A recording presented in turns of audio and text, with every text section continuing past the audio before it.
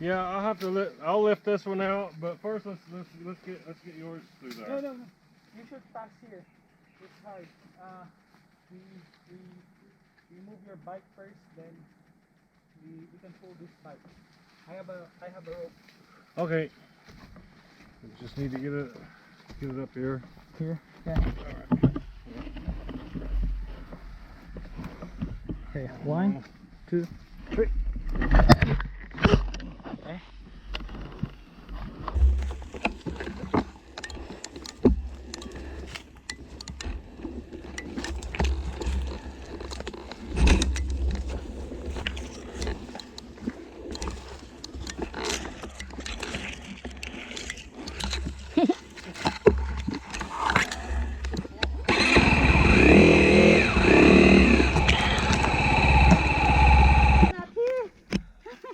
Uh-oh. It used to be here. Yeah, I don't have a strap either. It's okay. Lift Just pull it it out. here, okay? Can you pull it here? I'll try to ride the bike. Okay.